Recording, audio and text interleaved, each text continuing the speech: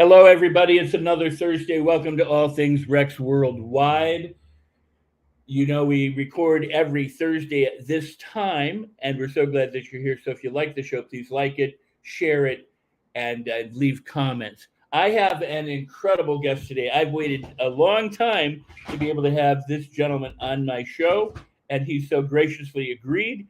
And I'm going to tell you all about him before I even tell you who he is. He's the author of six number one best-selling books with over 100 million copies sold, including, and this is a huge hint, natural cures they don't want you to know about. He's an international business tycoon whose global companies have generated over 10 billion in worldwide sales. He's been called the Infomercial King by the New York Times, America's marketing guru by the Wall Street Journal, and a marketing genius by the London Times, all of which I heartily agree with.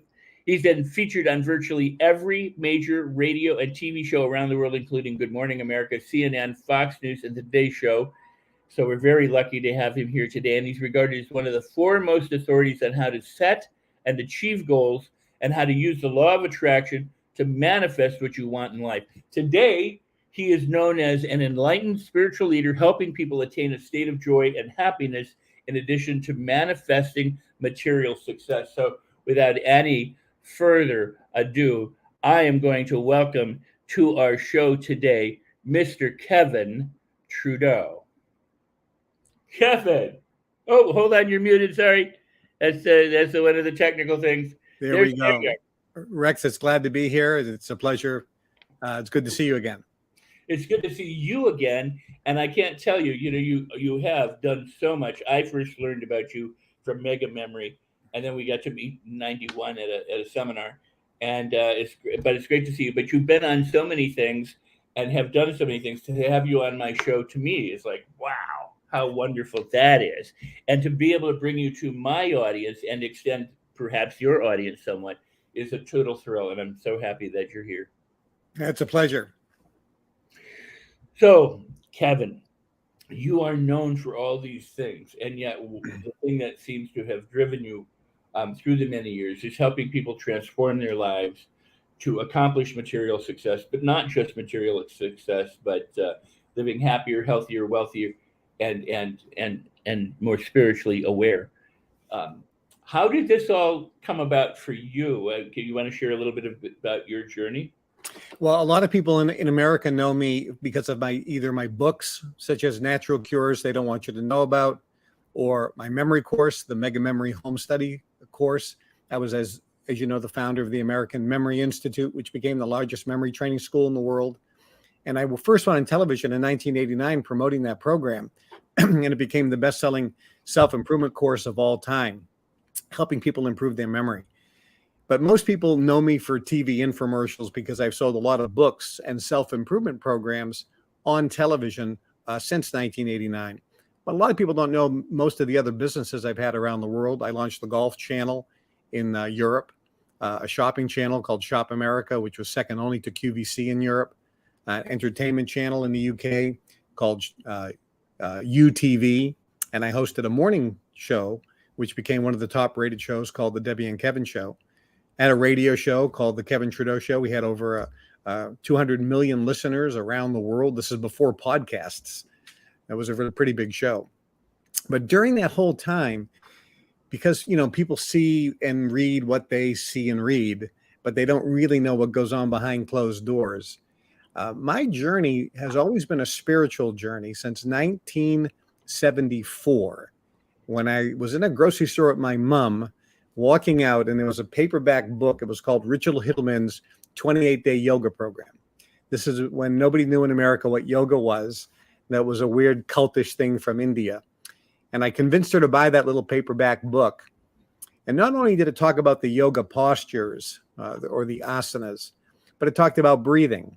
It talked about nutrition. And it talked about meditation. And I got involved with transcendental meditation. And I began a spiritual path, which was the major force of my life, my entire life.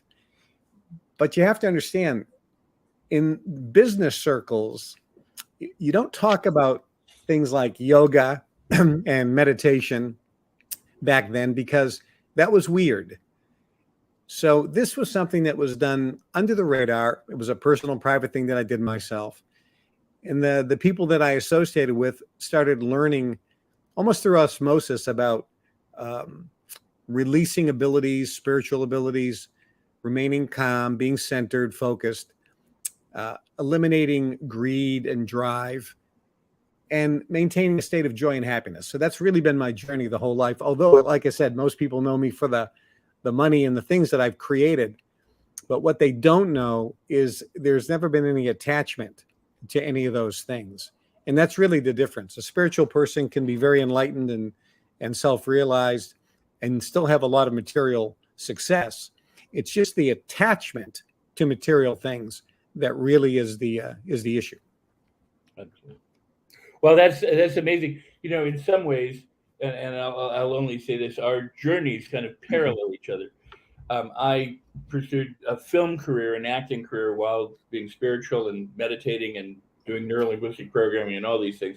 But to the extent that I was willing to give up all of those things in order to just do spiritual practice, what I think is so profound is the fact that you could do both. You could say, you know what, I can be spiritual and I can have money, which is pretty much the antithesis to religion in the United States. It was always either you're rich or you're religious, but if you're religious, you're supposed to be poor.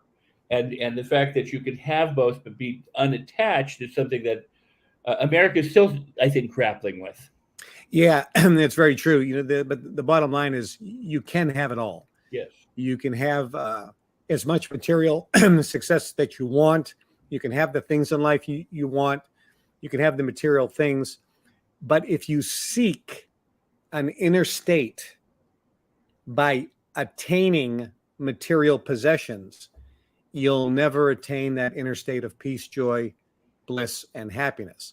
I mean, this is in every spiritual text, whether it's the Christian Bible, the Torah, the Jewish person would follow, or the ancient, Old Testament, the Vedas in India, the Quran, all the religious texts around the world always say the same thing. You can't seek externally something that will change your inner state. Sure, if something happens in the external world, you hit the lottery, you can be happy for a short period of time.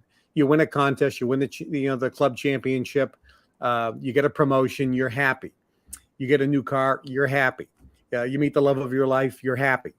But happiness is always fleeting, isn't it? We're happy for a short period of time. Hey, Christmas time, Christmas morning when we were kids, we open up all the presents, we're happy. But then Christmas afternoon, the happiness is gone, because anything external is only fleeting. It's always going to come and go. It's not really going to anchor us in a state of joy and bliss. So you can attain all the money you want in the world, but if you're seeking that only, you'll always be miserable.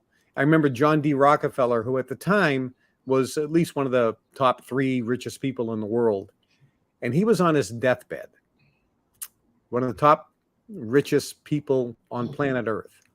On his deathbed, he was still working on deals to make more money. And it's reported that he was asked, how much more money do you need?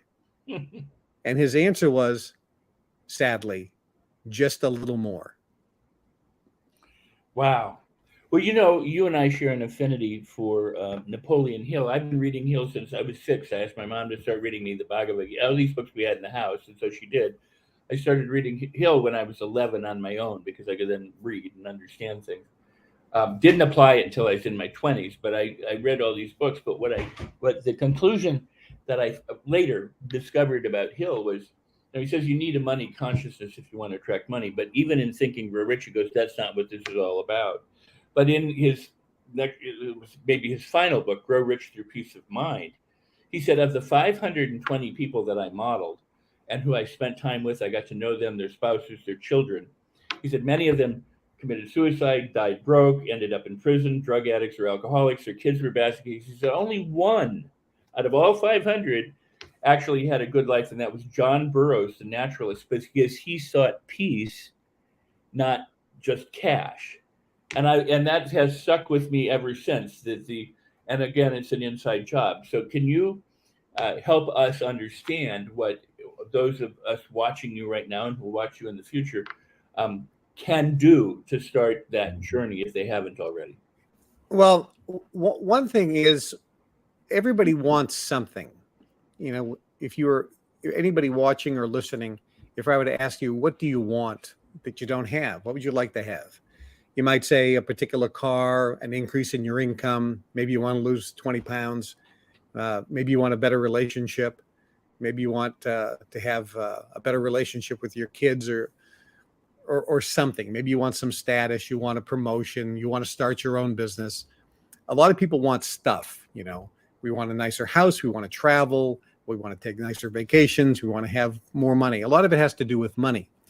And that's fine. But the challenge is when you think that when you get there, when you attain what you want, that's when you'll be happy. That's when you'll always be miserable. The real trick with people that are happy, that are blissfully happy, whether they're poor or rich, is they enjoy the process of creating. Now think about this. Little kid goes to the beach. I was in Kona, Hawaii recently, and I was walking on the beach with a friend of mine, and her and I were chatting, and we saw this family come running down to the beach to the shore, and the three kids they had pails, you know, and they were screaming, all happy and excited, and they said, "I want to build a sandcastle. I want to build a sandcastle." And he sat down, and the kid was just blissfully happy trying to build a sandcastle. He wasn't waiting until the final sandcastle was built before he was happy. He was happy building the sandcastle. He didn't say, "I want to have a sandcastle." He said, "I want to build a sandcastle." And this is the distinct difference. I remember there was a movie with about Julia Childs, the French chef. And she was miserable. She was living in Paris with her husband, and she couldn't figure out what she wanted to do. He was a diplomat. She would wake up and didn't know what to do throughout the day. So she got together with the other wives who didn't work, and they were trying to figure out what to do. And she was just miserable. So she took basket weaving. She hated that. She took bridge. She hated that. So she was doing this and that, and she hated everything she was doing. And they were having lunch, and her husband says, "Well, what do you love? What do you love? What do you love to do?" And she's eating this Dover sole that was filleted tableside in France with tons of butter all over it. As she's eating it, she looks at her husband and says, "I love to eat." And he says, "Well, why don't you learn how to cook?" And she said, "Well, let me try that." And she went to Cordon Bleu, I believe it was, and I think she was the only or the first woman to ever get accepted because he was a diplomat. He had some ends there. So she went into the very, very exclusive chef training school in France and absolutely fell in love with cooking. And there was a scene where she was awake in bed, waiting for the alarm clock to go off so she could get out of bed. She woke before the alarm because she couldn't wait to get up and run out and go and start practicing her chef skills. She loved the process. And this is what people who are attaining things, they don't wait until they get the promotion before they're happy. They don't wait until they get the new car before they're happy. They're happy now working on making the money so they can buy the new car. It's the process that's the thing you enjoy. Remember this phrase: the journey is the reward. It's not the destination. That is so beautiful, and it's profound, and it's so simple. And one of the things that is so wonderful about you is your ability to simplify concepts for people so that they can readily grasp them. And I admire and I love that about you. But the process, I've been involved in the film business since I was a child, and I know so many people who I just had tea with a guy in his garden the other day who said my first movie, I mean not his first, but a recent movie took 14 years to complete. Another one had taken 7.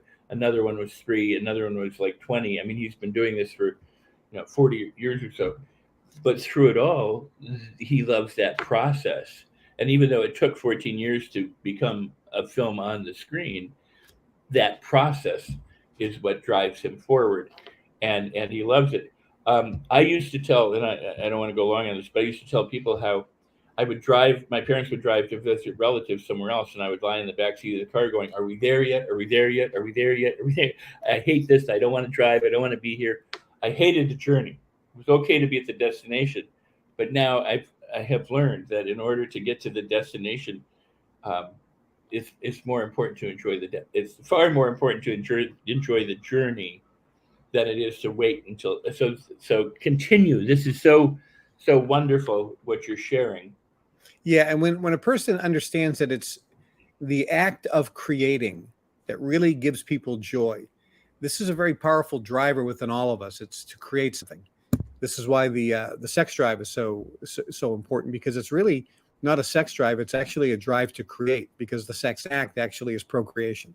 So the sex drive is based in the natural urge to create something, whether it's creating a garden, creating a beautiful home, creating a relationship, creating a career, creating a business, creating a product, creating learning something. That's also creation. If you want to learn a new skill, whether it's playing tennis or golf, that's creating. I'm creating this skill within me. So everything is about creation. When we find things that we enjoy creating and we like the creative process, we automatically start getting a little bit to that point of now happiness.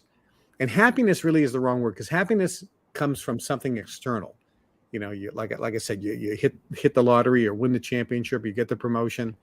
That's external. When something good happens, we get, quote, good news, we feel happy. But joy and bliss is completely different. It comes from within. It isn't something that comes from without. It actually comes from within this way. It moves from in outward, as opposed to an external situation that affects us. When you have inner peace and joy within you, then it doesn't matter what the conditions are in life, or the circumstances, or what people say or don't say or do to you or don't do to you. It just doesn't affect your joy. You're more of an observer of the world, as opposed to a puppet on a string that's always being manipulated and pulled around. Most people have buttons, and they're always getting their buttons pushed. Somebody says something and they, oh, why did they say that? Or everything's triggering to them. Something triggers them all the time. Well, that's not very empowered. If you are susceptible to the negative influence of other people that easily, boy, it's easy to control you. You have no control over your own emotions. People can just push your buttons anytime they want, and they can change your inner state.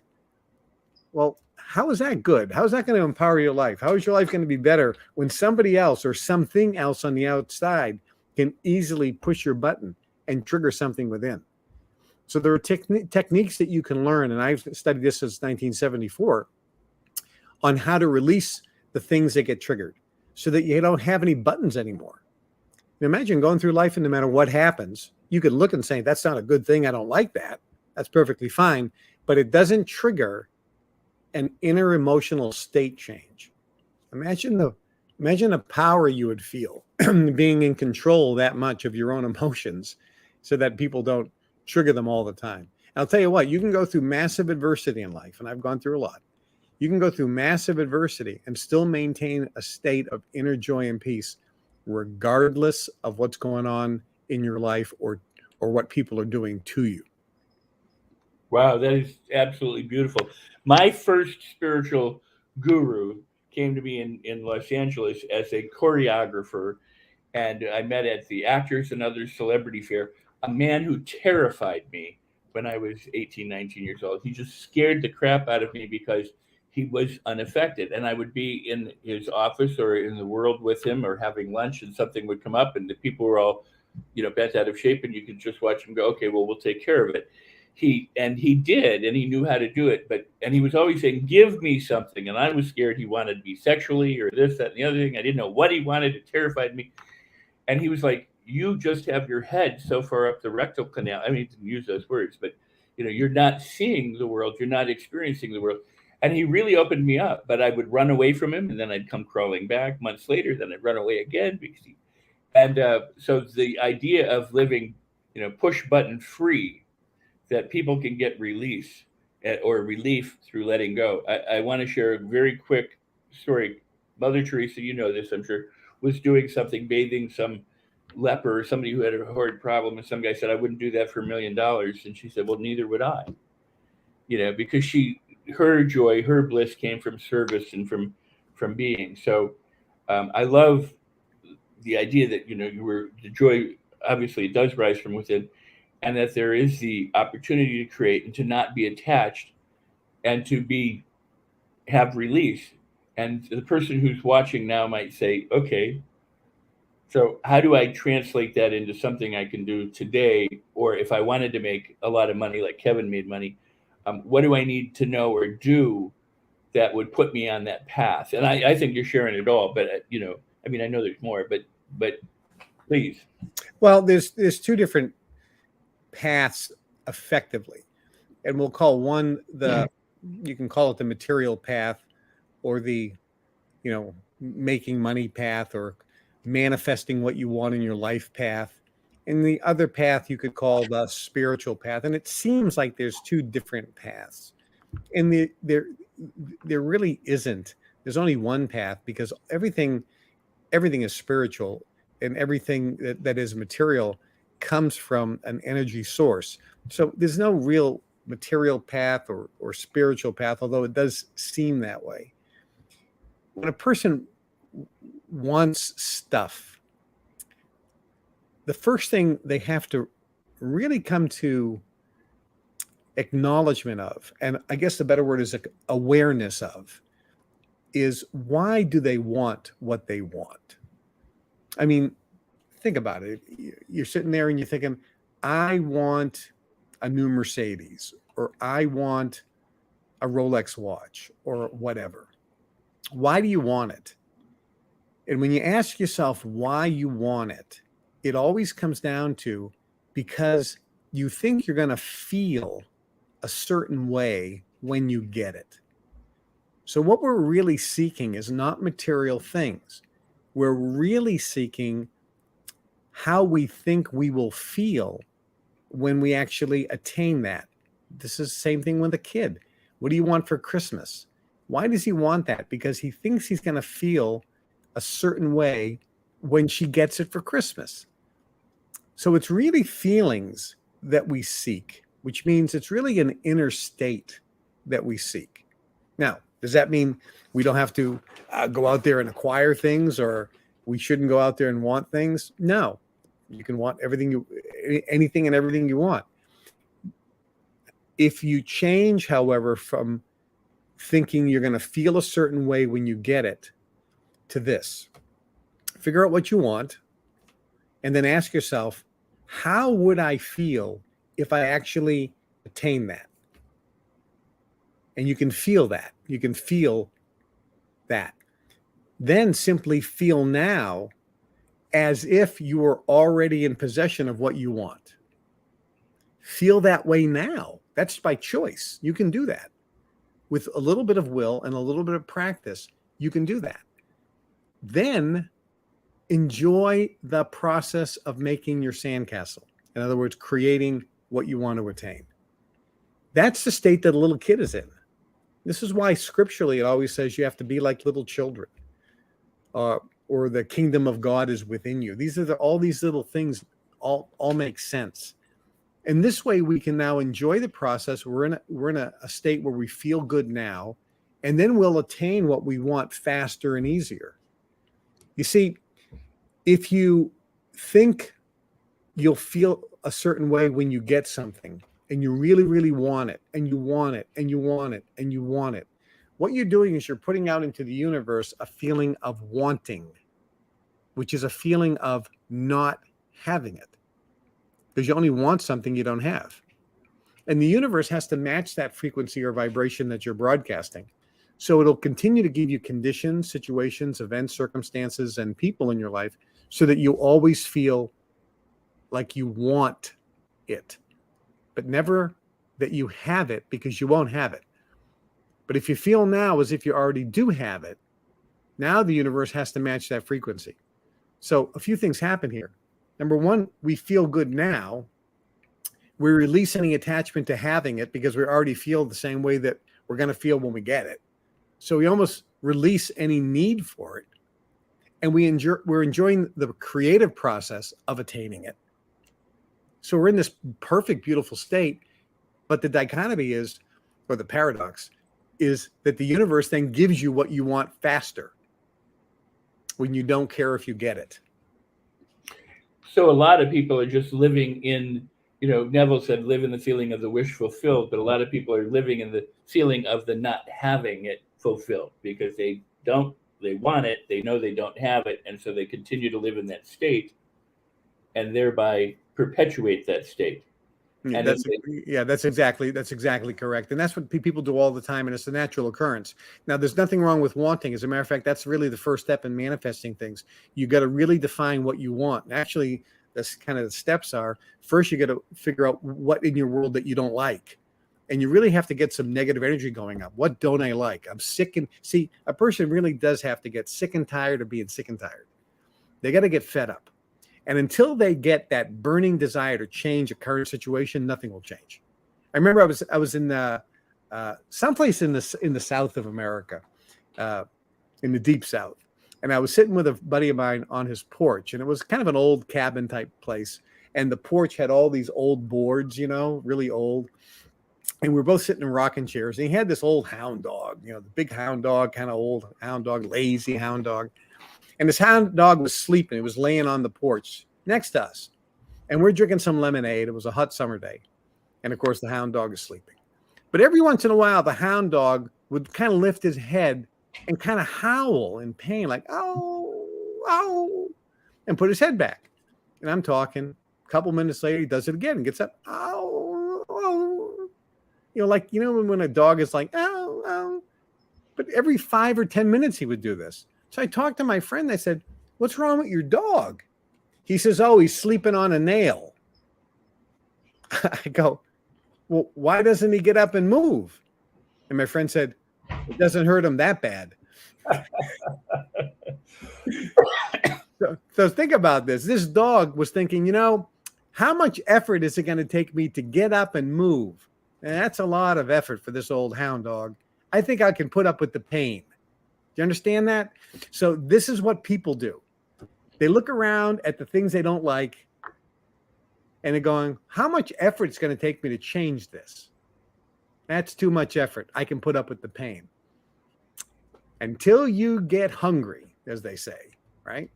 Until you get fed up, until you get sick and tired, until you get to the point of going, I'm fed up with this old car.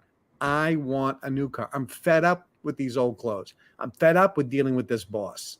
I'm fed up with this driving an hour to work every day. I'm fed up with this old rickety house. Everything's breaking down. I want a nicer house. I want a nicer mattress. I want nicer furniture. I want nicer sheets. I want to go on better vacations.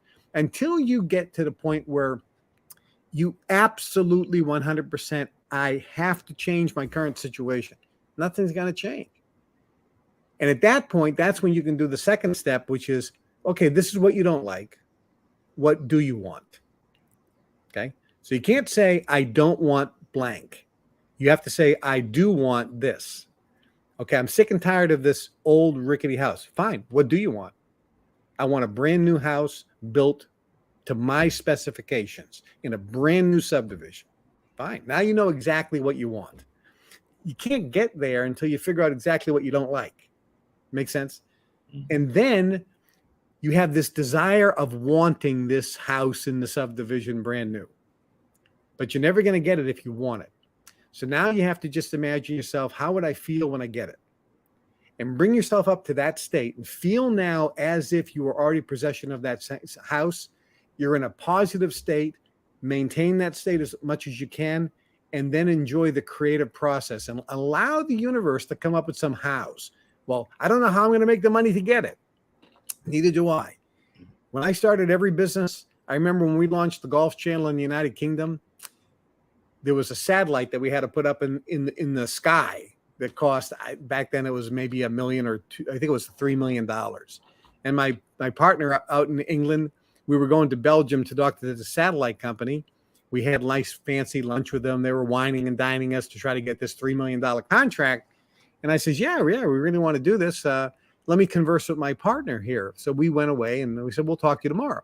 So I went back with Andrew, and Andrew says, so how are we going to get the $3 million? I said, I don't know. I'm not putting it on. I don't know. And he goes, well, how are we going to do this deal? And I said, I don't know. I said, he goes, well, what are we doing? I go, Andrew, this is how it works. Don't focus on the how. We'll go back tomorrow. We'll have another lunch. They'll wine us and dine us, and we'll tell them we don't have any money and see what happens. So we went back to lunch the next day, and the guy's wining us and dining us, fancy wines over there, spending a lot of money. And we said, we really want to do the deal. The only problem is we don't happen to have $3 million. They said, we really like your business. We'll finance it for you. I says, well, that's all fine, but I can't make any payments for at least a year. No problem. My buddy Andrew almost falls off the chair. I says, we got a deal. That thing went up. We launched Shop America, the Golf Channel, and UTV on the same satellite. Not only did we have one business, but we realized that the satellite could also broadcast 3 channels, not just one. So it turned out much better than we had ever imagined. It became a huge success. God, that's beautiful. Well, wow, amazing. And wonderful all at the same time, and it's because you apply the principles that you grew up in your journey. We're going to have to take a break in just a little while, but before we do, there are a lot of people who are stuck in wanting and not the feeling of having. They know what they don't want, but they haven't converted it to what they do want in order to make that change. And then they also either focus on circumstances or people or events or something that's outside themselves that either is preventing them or holding them back or not allowing them, or they focus on, I don't know how. They let whatever stop them. So the question I have is about our personal responsibility for making things happen.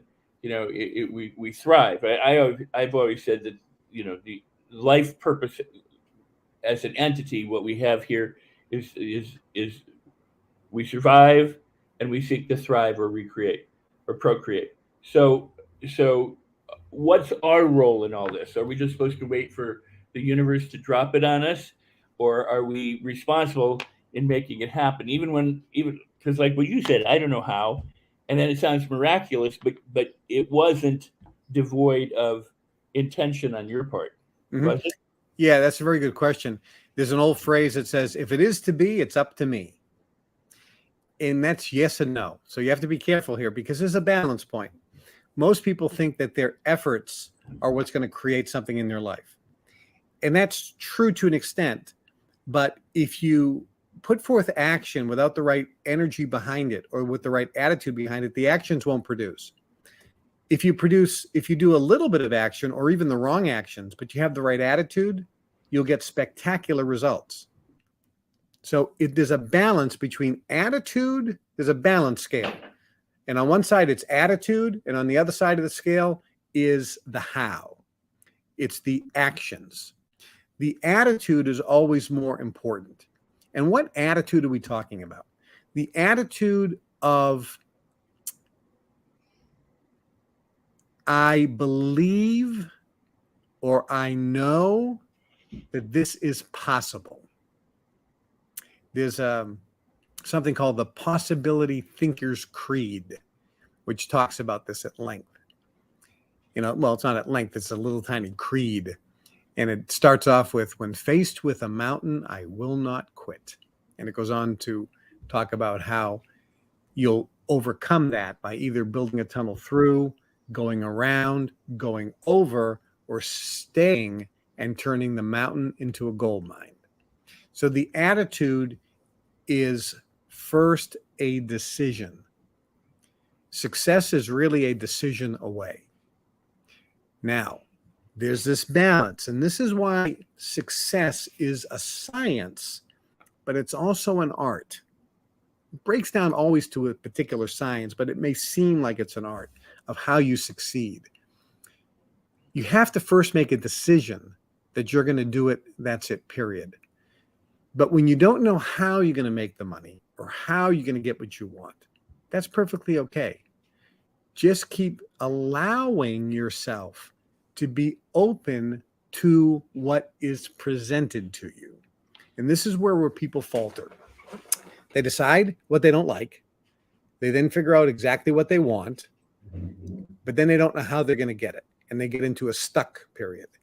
Well, release being stuck. Feel now as if you are already in possession of what you want, and then allow something to be presented to you. And it may not be the final answer, but what you're waiting for, what you're looking for to come in is, what is the next logical step? Remember this phrase: go as far as you can see, and when you get there, you'll see further. Most people always want to know every detail on how to manifest something. Just know the next logical step. Just go as far as you can see. When you get there, you'll see further. You look at Jeff Bezos with Amazon. When he started, he didn't see Amazon like it is today. The guy who started Federal Express, he didn't see Federal Express like it is today. Ray Kroc didn't see McDonald's like it is today. They all they knew was, what is the next logical step? So that's really the key. Just allow yourself to be open to receiving what the next logical step is. And then with enthusiasm, feeling now as if you're already in possession of what you want, engage. This is gold. This is just so powerful and such gold. I thank you for sharing that. We're going to take a break in just a moment. But for those watching, please go ahead and go ahead and comment, and go ahead and share. If you're finding value in this, others will too. So go ahead and share it near and far so that others can benefit. My guest is Kevin Trudeau. We'll be back after this commercial announcement. And thank you, Kevin. We got a lot more to cover. Great. Hello and welcome to the Los Angeles Tribune. Since 1886, our name has been a part of the world of journalism.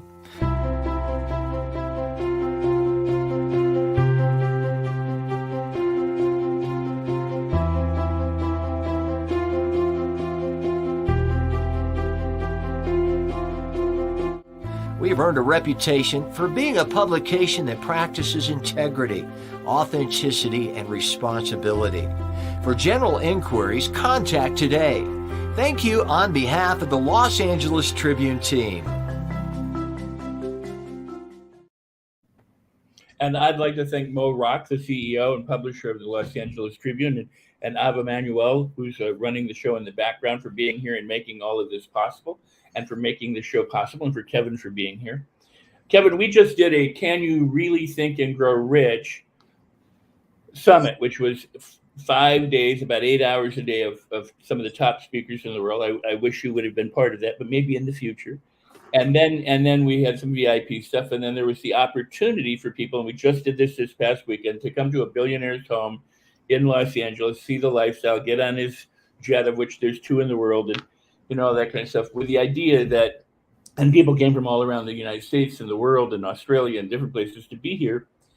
And it was a marvelous time for people to be able to dream build, to see what they don't have that they might have, or to get really tired of what they do have and that they want to change and take responsibility, and see what can happen when people put their mind and their wherewithal to it. And I want to get into this area because I think it's so important. A lot of people will say, just take action or take massive action, which I think is, if your car gets stuck in the mud, you might need to take massive action, but you don't need to take massive action all the time. But what you're saying is the right action is truly important. Now, as a hiker, and some bikers know, if you're going up a mountain, you don't look at the mountain top because it seems too far away and too distant. So you look pretty much 4 or 5 feet in front of you, and you focus on each step or each pedal along the way. And eventually, you make it to the mountaintop. Now, that's an analogy that is useful, but it still breaks down. In my life, at various times, I've gone, this is great, or this is crap. And then what I think was crap, I go, wow, this is truly great. So with, for example, Think and Grow Rich, at different times, I didn't understand aspects of the book that I later came to appreciate. And one of them that gave me some trouble was the idea of intuition. Now, I've always been spiritual. I always believed in intuition. But when it came to, oh, well, you can make money in the intuition, I'm like, yeah, okay, this is very fluffy, weird stuff, when I was younger. But really listening to yourself and being able to trust yourself and take the appropriate guided steps from the universe is more important than just taking action, which you were saying. Like, a lot of people do things, but it's activity. It's not productivity. It's not fruitful. how can the people who are listening and watching um, release enough of whatever prevents them to just start to listen and to take that kind of guidance that you're talking about? Well, I think a lot of people do listen, but they're listening to their mind. Yes. They're listening to the thoughts, right? And what intuition is, it's different than the mind. We have the mind. Sometimes it's called the ego, which is kind of a combination of the mind and the physical body. And then we have, some people call it the soul. You don't have a soul. You are a soul, if you want to use that term. Other people call it different things. But it's the spiritual nature that you are. At the end of the day, you're a spiritual being that's embodied in this physical body. And you have a mind. And at the end of the day, it's a little more different than that. Actually, they're both expressions of who you are. So it's a little bit different. But the mind is always chattering. That monkey mind, it's always going.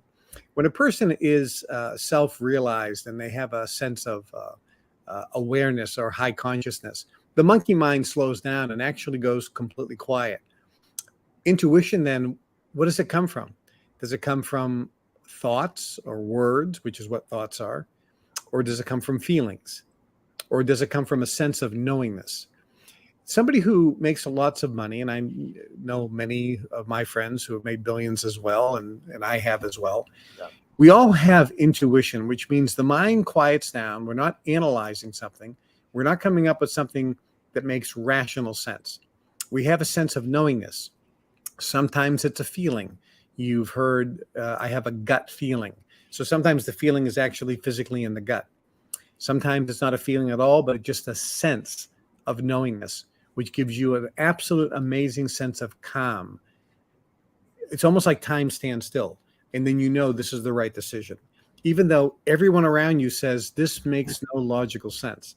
And I've done many business deals where I've sat down with my team of brilliant executives, and I said, this is what we're going to do. And they all tell me that it makes no logical sense from all their disciplines. And I just say to them, you're all right. It doesn't make logical sense, but we're going to do this anyway, because believe me, it's the right thing to do. So intuition is an important aspect in order to be successful. But when you can really access that intuition, the other benefit is you have a sense of calm and peace. You don't worry. You don't have anxiety or stress. Now, somebody says, well, that's all good, but how do I actually do that? I mean, this all sounds great, Kevin, but I think all the time my mind's going crazy, and I do have stress and anxiety, and I do have people pushing my buttons. So how do I get around this? I don't really know how to write a goal or set a goal. I don't know what to do. And I understand that at the end of the day, there's a reason why successful people generally come from successful families. It's by observing. In the old days, we used to have a apprenticeship program, but in wealthy families, you are being apprenticed from the moment you're born. You're actually watching successful people. You're watching success. And this is why Napoleon Hill says associations are so important.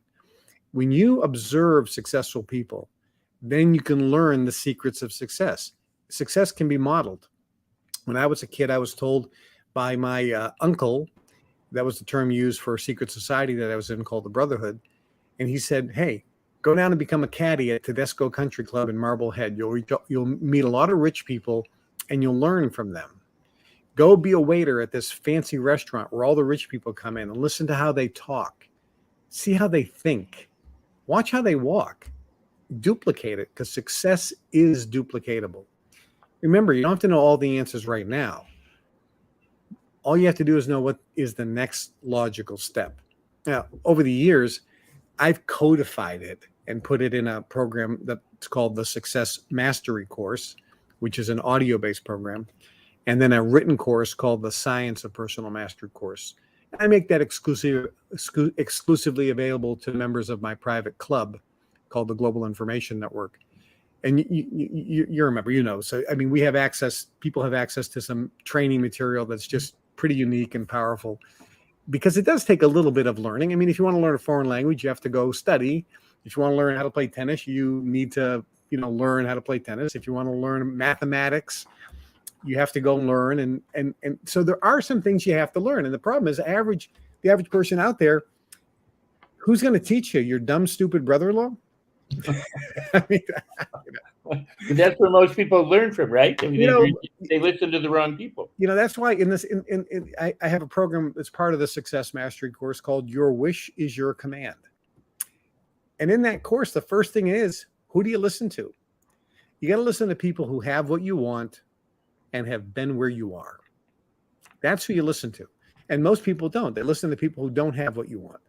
You listen to your dumb, stupid brother-in-law. And I'm being facetious, of course. Yeah, but you listen to your friends, relatives, and neighbors who don't have what you want. So what do they know? Why you listen to their opinion? You're looking at a business opportunity. Then you come home and you start saying, I'm looking at this business opportunity. That's dumb. Why would you get involved in it? The guy who's saying that is broke, and he's miserable, and he's got a crappy relationship, and he's got nothing that you want. So why are you even listening to him? So find people that have what you want and have been where you are. That's really the key. And when you start learning, you start modeling success, and then you start learning some of the simple secrets, but you don't have to know it all. If you should have to, all you have to know is the next logical step. That's so beautiful, and it's broken down so well, and you exemplify all of that in not only who you are, but what you teach and how you share to other people. So that is truly beautiful and really gold, and we're fortunate to have you here today. It does really, people listen to the wrong people all the time. I mean, you're so correct in that. We get advice from people who don't know and haven't done, and make mistakes. So I want to go back to this notion of intuition, because you gave the example, for example, with the Gulf Channel and the satellite and the millions of dollars, and saying, I don't know where we're going to get it. Why don't we go and tell them we don't have any money and see what happens? You're operating very differently than most people might operate. I don't know how it's going to work, but trust, kind of, if that's fair to say. Or you're operating intuitively. Now, if somebody listens to that and goes, well, I'll do that. So they go into a meeting and go, I don't know, that's not the same thing. That's like trying to take a prescription and say, I'm going to do this, and it's going to make everything different. And yet that's not their intuition.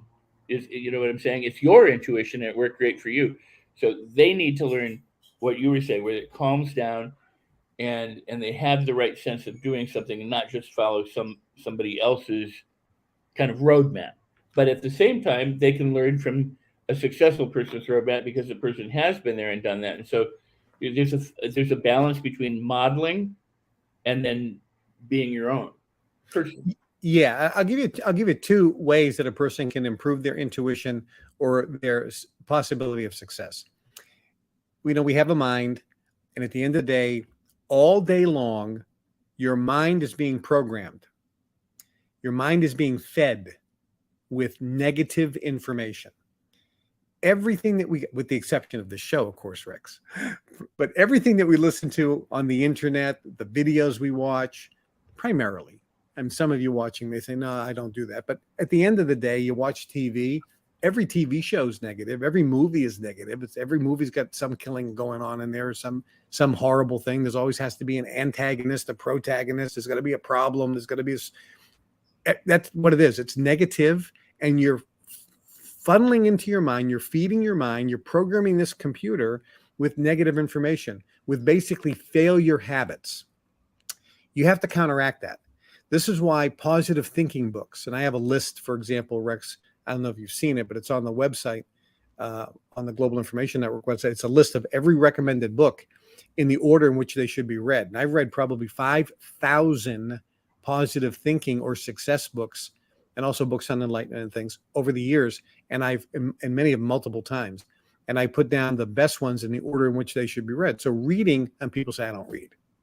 Okay, fine. A lot of them is on Audible. You can listen, but those books are there. Then there's audios. There's positive, inspirational, motivational audios that not necessarily teach you techniques, but inspire and motivate you. You listen to those. So you have to feed your mind every day. Hey, you eat every day. You eat 3 times a day. Some people eat 6 times a day. Some people eat a lot more than that. But you eat every day. You drink every day. You breathe every day. You wouldn't think not. But we take a bath every day. But then we think, well, I read a book once, Think and Grow Rich. I read it once 20 years ago. I read How to Win Friends and Influence People by Dale Carnegie 20 years ago. What do I have to read it again for? Well, why don't you say I took a bath 20 years ago? What do I have to take a bath again for? I ate 20 years ago. You got to feed your mind every day. That's the only way to counteract it. That's one critical thing. So reading, and how much, it doesn't have to be long. You have a car, right? You're in your car, you drive, turn on an audio, a positive thinking audio. Before you go to bed, read one page in a book. One page. When you get up, read one page. When you're getting ready in the shower, put on an audio. You're making your dinner, put on an audio. Program yourself for success. That's what you have to do. This is what I did. This is what all the people that I know who make tons of money, have made tons of money, that are blissful and happy, they got rid of and pushed out any negative suppressed energies, heavy energies, and they replaced it with positive light vibrational energies so that they're inspired and motivating. This changes the frequency in your whole field. And when the frequency in your whole field changes, then it's going to attract into your life the things that you want. God, that's so beautiful. And, it goes back to responsibility and the idea that conditioning is ongoing. I mean, a lot of people think, well, we were conditioned between 0 and 7 or 8 years old, and then it was done. But it's around us all the time. It's continuing, and we're either susceptible to it, or we do something to counteract it, or to move through it in a positive way. So to do what you've said, and to take. I always tell people that, because a lot of people do the take action thing, and it's all about action, and, and what you said earlier is attitude versus the how to, is that the first action you take is to get your thinking right.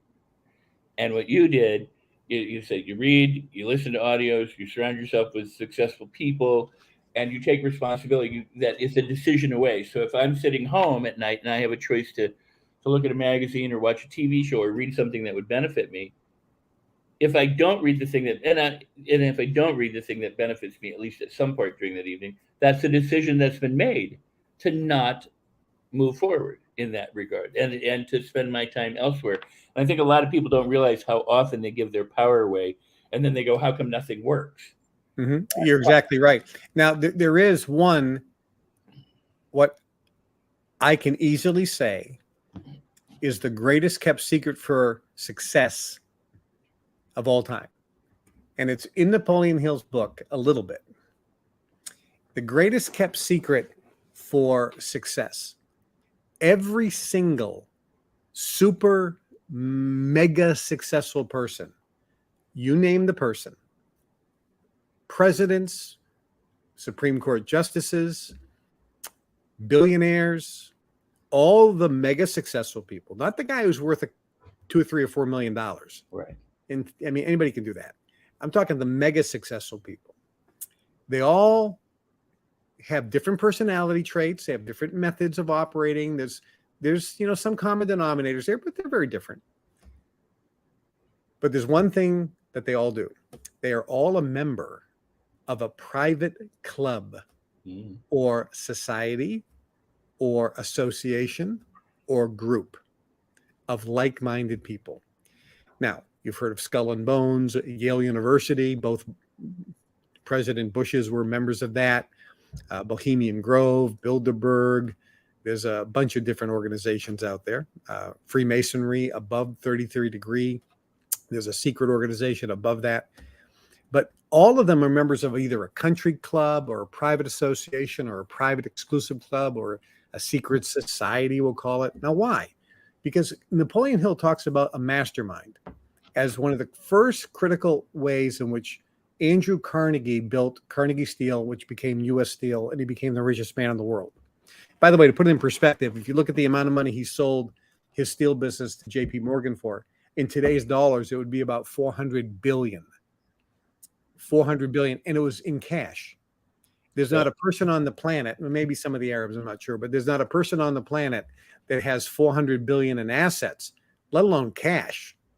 This was cash money, cash, not stocks. This was cash in the bank. That's why he built, Carnegie Mellon University and all the libraries. He was philanthropic. He gave all the money away. But why is it important to be part of a club or society? The Kennedys, the Rockefellers, they have a family. Those families are that club. They all get together. They all pull for one another. They support one another.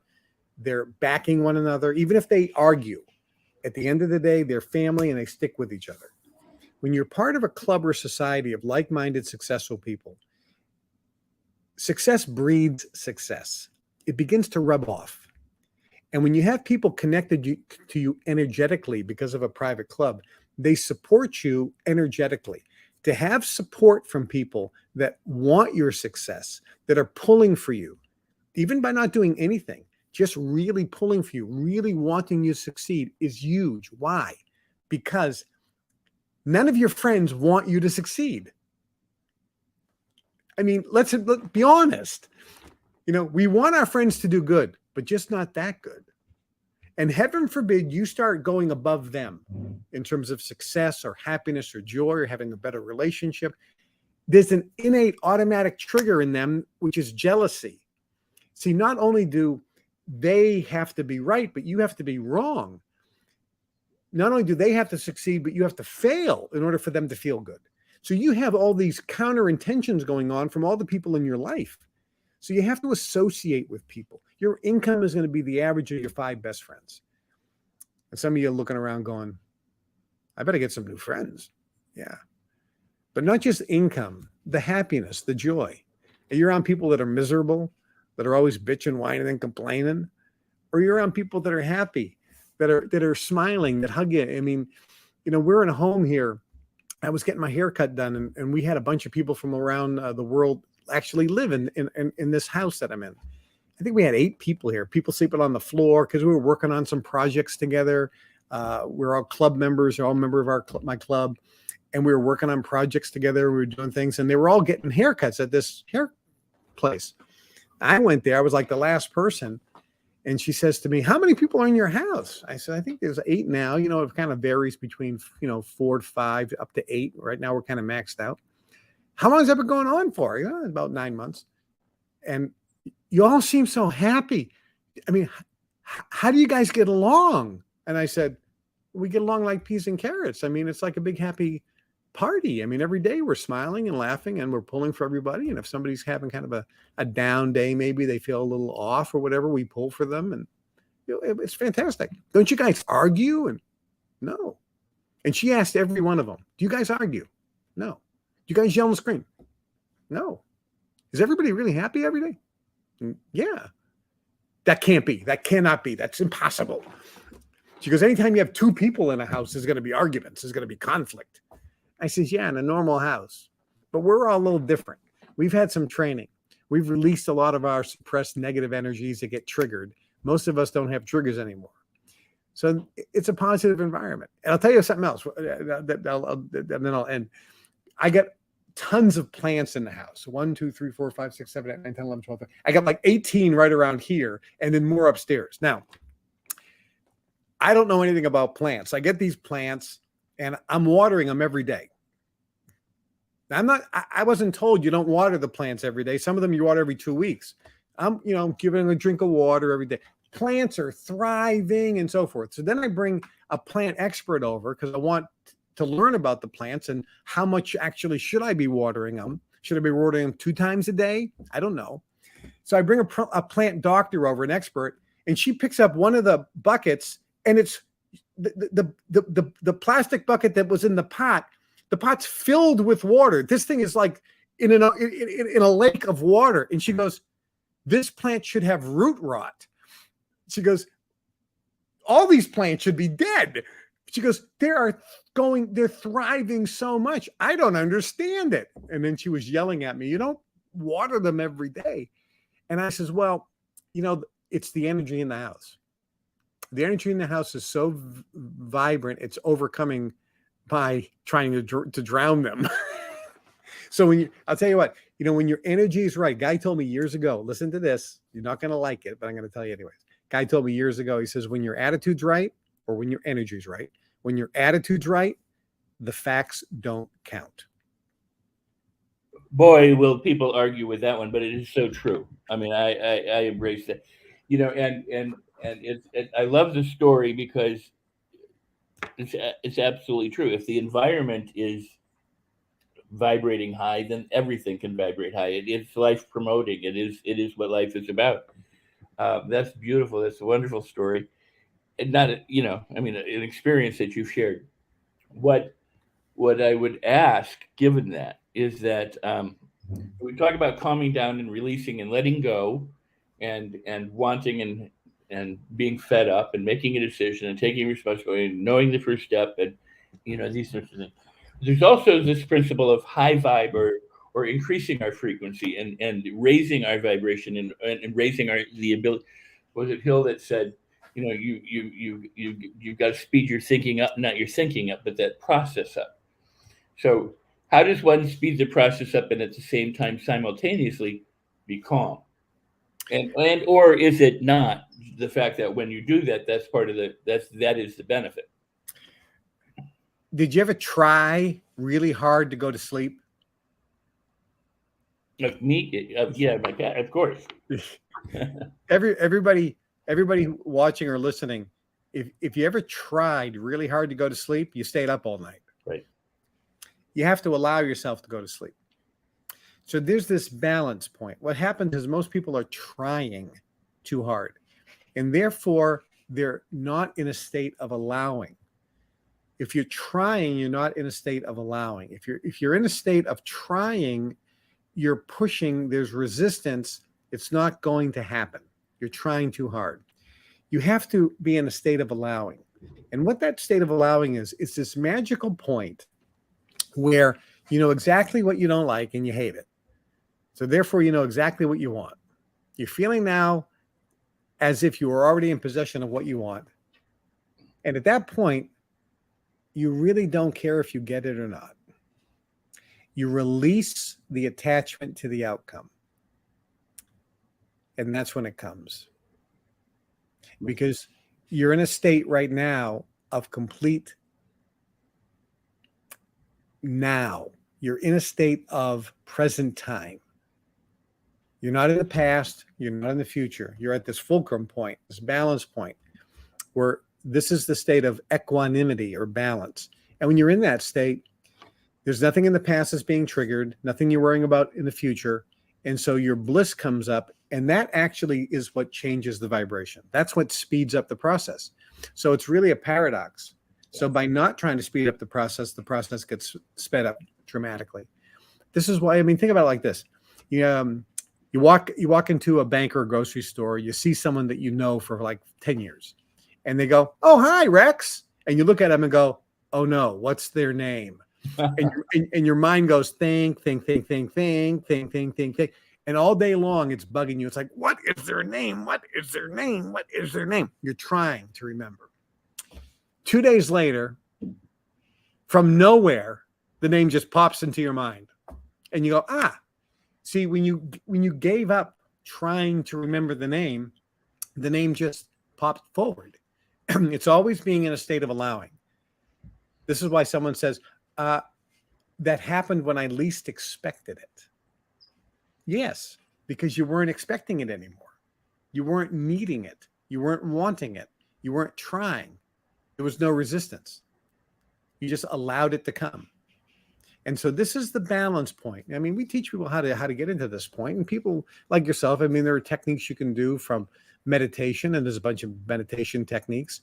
Yoga postures is a bunch of ways like that. And there's a bunch of other breathing techniques. I mean, some of them are as simple as just breathing in and out through your nose. There was a book recently, which is a very good book called Breathe. And it's by a guy, and basically he talks about what the Indians in India have been talking about for 5,000 years, as well as the Chinese. Your nose is for breathing. Your mouth is for eating. You breathe in and out through your nose. So throughout the day, shut your mouth, breathe in and out through your nose. And you breathe from below your belly button. So if you put your attention 2 inches below your belly button and just breathe normally, and on the inhale, the belly goes out a little bit, and on the exhale, it comes in a little bit. If you just do that, your whole central nervous system changes. All the fancy words, by the way, the parasympathetic and the sympathetic system and the nerve endings and the pineal gland, everything relaxes, everything changes. Your intuition goes up just by breathing right. It's called pranayama. in the ancient Indian texts. But this book is Breathe, and he mentions a little bit of it, but it's very Western oriented and technical. And at the end of the day, you breathe in and out through your nose, and you put your attention. You don't breathe from your chest. You look at a baby lying down, the stomach goes up and down. You look at an old man, when they breathe, their chest goes in and out because they're only breathing from the upper chest. They're not breathing from their stomach. So just a couple times a day, just focus on it. You won't, I mean, seriously, you won't believe the change that happens in your body and in your mind just by doing something as simple as that. This will allow you to do what Carnegie talked about, and Firestone and Henry Ford and everybody else, and all the guys today, from Stephen Jobs and so forth, Elon Musk, Jeff Bezos, which is called hard thinking. It allows you to do something that today most people can't do for a lot of different reasons, and that is concentrate and focus. Okay. Back in my day, you could concentrate and focus. We practiced it in school. We practiced concentrating and focusing, concentrating and focusing, concentrating and focusing. We learned how to control our mind better. Today, we can't. I'll give you an example of this real quick. You watch an old black and white movie and watch how the camera is. The camera is filming 2 or 3 people and they're talking. And then the camera pans this way. And then the camera pans this way. And then the camera pans this way. And look at how long before they cut to a close-up. Now watch a movie today. Cut, cut, cut, cut, cut, cut, cut, cut, cut, cut, cut. Why? Because people's attention span is gone. In those days, you could actually watch. You didn't need to have a cut, cut, cut, cut, cut, cut, cut, cut, cut. Big difference. So our ability to concentrate has been diminished, and that affects our ability to do some hard thinking, which affects our ability to be rational, which affects our ability to be logical, and it affects our ability to be independent and make our own choices and decisions, because our mind is actually not as strong as it used to be. But that can change. And when you control your mind, which, by the way, the Dalai Lama says the number one thing, control your mind. Everybody control your mind. When you learn how to control your mind, a lot of things could happen. Good. I'm really glad that you brought this up. And I got a few more points that I want to be respectful of your time too, and be sure to get you out of here so you can get out of here and do the other things that you have to do. But one of the things was back in the mid 80s, or about the mid 80s, 85, 86, 87, there was a huge thing that happened in colleges that was upset with Sesame Street and TV and I mean all the kinds of things, because the college professors and the teachers couldn't teach the students the way that they could be presented information on Sesame Street. A friend of mine was a psychological consultant for Sesame Street, and he swears that I'm wrong by this, but it was these quick cuts away to red, green, blue, 1, 2, 3, and while it had a great purpose, it also seemed to entrain people in having shorter attention spans, and this is perpetuated. Then MTV came along, and you have to cut every cut on the 8 count. Television came along, and you had to do close-ups in order, because the screen was small. You had the big heads. So, I mean, there was a lot of reasons for why these things changed. But now we have people who have no attention span whatsoever. They can't concentrate. They do whatever they do. And it's been part of being habitually exposed and then having it become a habitual habit of attention or of inattention or the ability. So it's a huge point that you make. And the idea of pranayama and going back, I know you're a huge fan of this. I am too. Apprenticeships in the early days weren't just like 7 years, and then they were based on accomplishment. And when you were ready, you moved to the next level, and then you moved to the next level. Now everybody wants a certification program where they're kicked through, or now it's hack yourself or get a technique or a mind machine or something, so that you don't have to spend 40 years learning how to meditate, but you can do it in 12 minutes a day, and in 3 days. So all of the conditioning that you were talking about earlier, well, not all of it, but a large portion of it is you don't have to savor anything. You don't have to do anything. It's all either done for you or it's quick. The magic pill, the instant on TV, the computers that slow down because they're instant on. And then we sit here and our brains are so fast that we go, come on. And a month ago, this was really fast. So to take time to breathe, to let go, to drop into, and this goes to your point, which I hope I'm expressing correctly. A lot of people, when it comes to the law of attraction, they're trying too hard as opposed to relaxing into it. They don't feel certain that they may get something where they have that knowing so they can relax. Rather, they're still hoping that they get, and so there's still some anxiety that it may not happen. So they live like one foot on the dock and one foot in the boat. They never really go one way or the other. And I think and you said it great. I want to ask you a second question, but attitude is everything. Travis Air Force Base in the 4 decades ago discovered that attitude was the number one predictor of success. With your attitude toward the treatment in cancer was the number one predictor of success in whether the treatment worked or not. It was attitude. It was nothing else. It was attitude. And back in the 70s and 80s, there were about 100 studies on attitude. Now there's like 45,000 studies on attitude and placebo and perception and mindset. So we're coming a long way, but really all this researchers are doing is validating what the ancients knew thousands of years ago. And you're bringing it to the people in ways that other people are not able to because of your reach, because of your knowledge, your experience, your expertise. Now, the thing that you said, and you can comment on any of this, but the thing that you said that I don't want to be glossed over, we're going to have to come back and do another show. We will. Okay. Because if your attitude's right, the facts don't matter. And yet people keep getting caught up in the facts or the circumstances or the events or the other people. So can you... Yeah. Let me give you 2 parts of that phrase. When your attitude's right, the facts don't count. Why? Number 1, what most people think are facts aren't facts at all. They're somebody's opinion. So when your attitude's right, the facts don't count is because most facts are not facts. They're simply an opinion. Perfect example. The president of Digital Electric Corporation, DEC, which was the largest computer manufacturer in the world, said there is no market for a home personal computer. Right. Okay, that was the fact. No, that was his opinion. So what most people think are facts are not facts. They're opinions. Even in the medical and scientific community, you just go back 20 years and look at the facts that the medical community said about certain things. For example, the Federal Food and Drug Administration is perfect for saying something.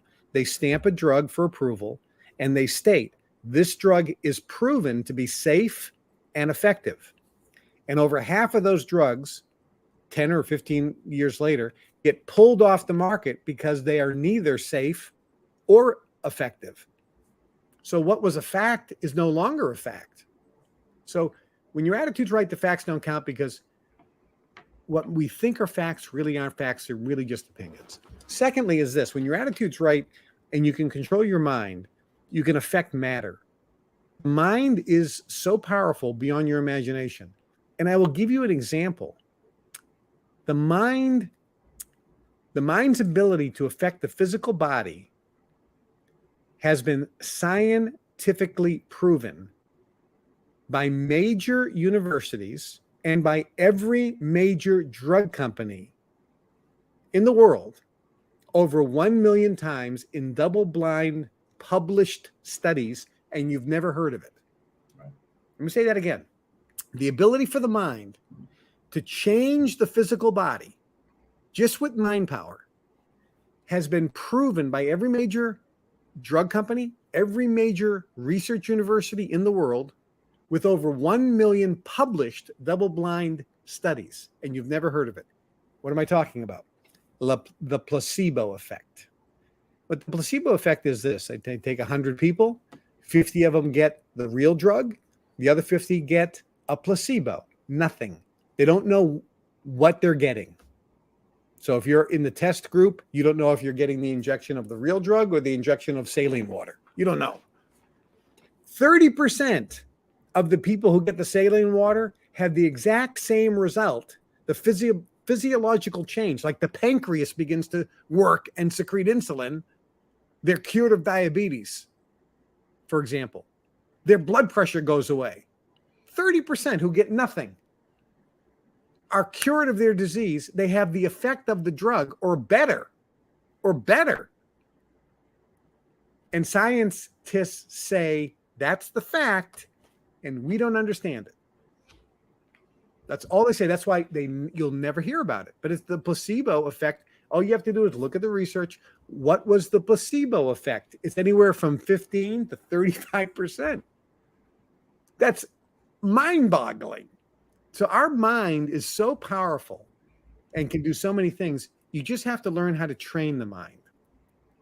So listen to somebody who has what you want. If you want riches, somebody who's made a lot of money. If you want somebody who's if you want to be blissfully happy, find somebody who's blissfully happy, like a guru or somebody, somebody who's spiritually enlightened and joyful. If you want to be healthy, find somebody who's 75 years old, who maybe looks like he's 50 and has no illness and disease, probably knows something about health. So find somebody who has what you want and has been where you are, which means they didn't come from money. They don't have like super genes with the health. They're a regular person that basically started off just like you. And that person can generally help you and guide you on a path. You can't do it on your own. You have to have some guidance. You have to have some assistance. You have to have somebody that you can look to or a group that you can plug into that can help you along your road. Every successful person has had some assistance, some mentors, some guidance, some heroes, some people that they focused on. And that's where they went toward until they get kind of on their own 2 feet, but they never stop being a student. Every great teacher always remains the best student. That's beautiful. That truly is beautiful.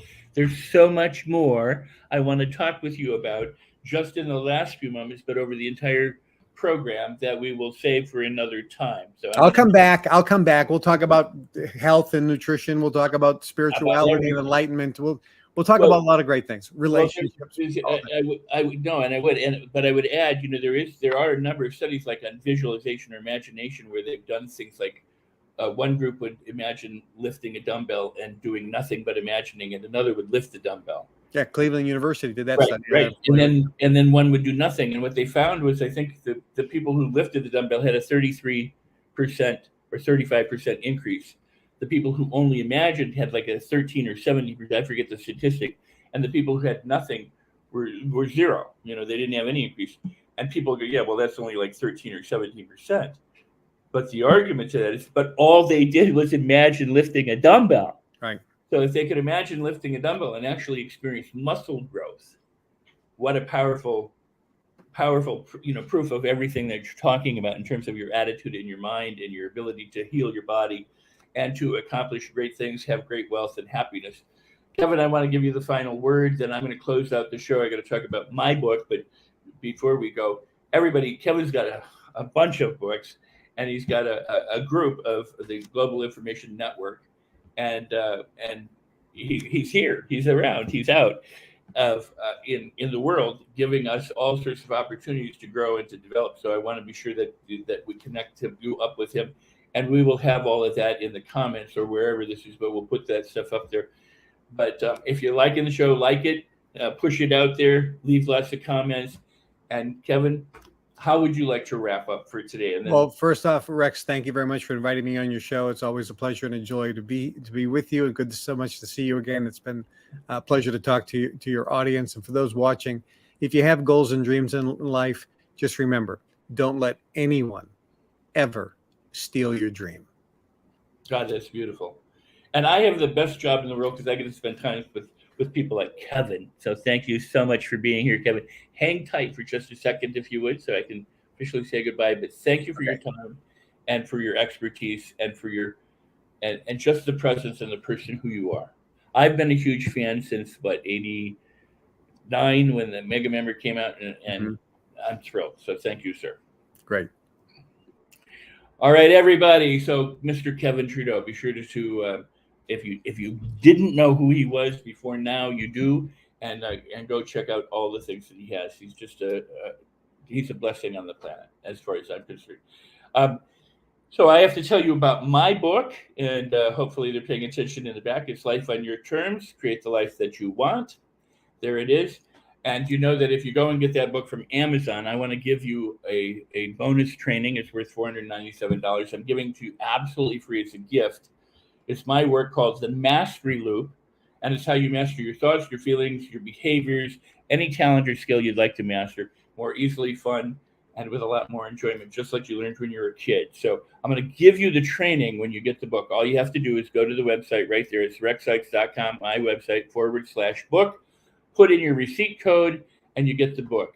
And you get the training. And then after you get the book, be sure you send me a photo of you with the book, because I love that. People are sending them from all around the world. And if you would, go ahead and rate it and review it at Amazon. So thank you so very much for being here.